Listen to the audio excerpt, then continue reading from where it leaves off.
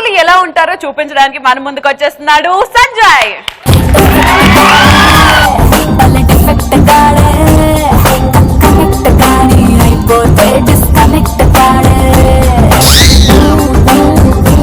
కొందరు కోరికలు ఎలా ఉంటాయంటే సైకిల్ అగరబత్తి వెలిగించి హీరో హోండా బైక్ కావాలని, దీపం వెలిగించి దీపిక పడుకుని లాంటి భార్య కావాలని, గుడి చుట్టూ తిరిగి నా భార్య గుండెపోటుతో పోవాలని.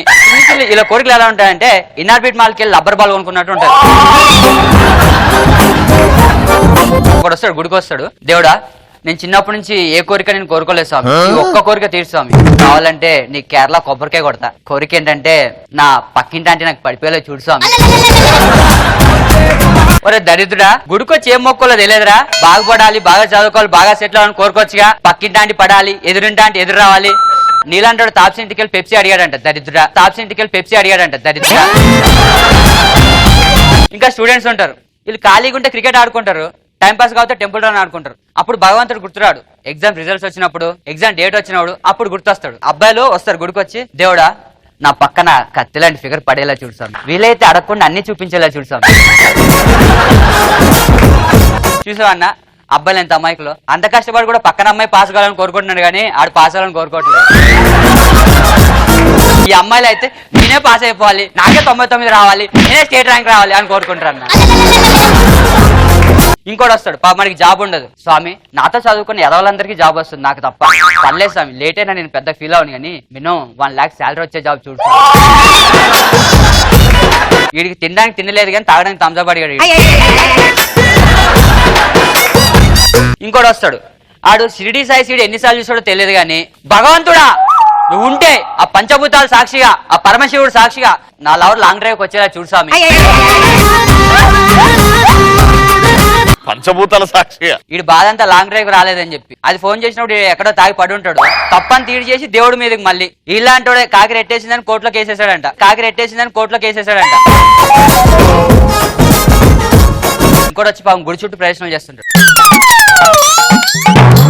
స్వామి నేను చచ్చిపోతాను స్వామి, ఈ భూమి నేను బతకలేను స్వామి, మా డాడీ నెట్ బిల్ కట్టలేదని చెప్పి నెట్ తీస్తాడు స్వామి. ఇన్ని రోజులు అమ్మాయి హ్యాండ్ ఇచ్చిందని ఇంట్లో పెళ్లికి ఒప్పుకోవట్లేదని చెప్పి ఎగ్జామ్ రిజల్ట్ ఒప్పిందని చచ్చిపోతారంటే ఈడేమో నెట్ రావట్లేదని చచ్చిపోతాడు. ఈలాంటి వాడు కడ్రే టైట్ అయిందని ఊరేసుకుని చచ్చిపోయాడంట, కడ్రే టైట్ అయిందని ఊరేసుకుని చచ్చిపోయాడంట.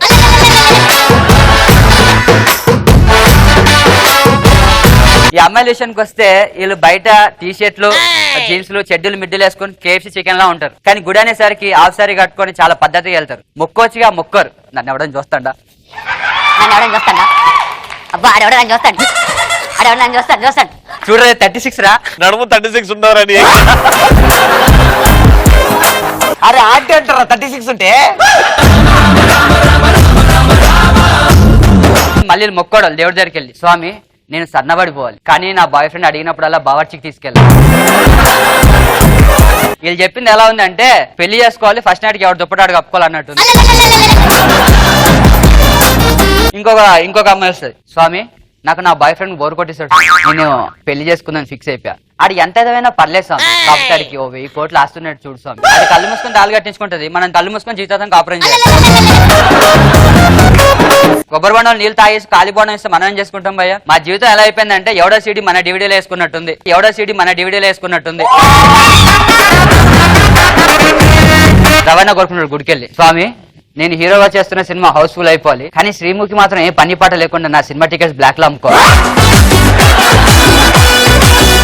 ప్లీజ్ స్వామి, స్వామి స్వామి దేవుడు ఉంటే నిజం కావాలి, పేపర్లు వాడాలి. ఇక పేపర్ పడుతున్నాయి చూడు. శ్రీముఖి గారి గుడికి వెళ్తే, స్వామి నన్ను శ్యాంప్రసాద్ రెడ్డి గారు 100 కోట్లు పెట్టి అరుంధతి సీక్వెల్ చేయాలి, ఈ రవి గారు మాత్రం థ్యాంక్ యూ మిత్రం బాయ్ నేస్తాం షార్ట్ ఫిల్మ్ చేసుకుని బతికేసాను.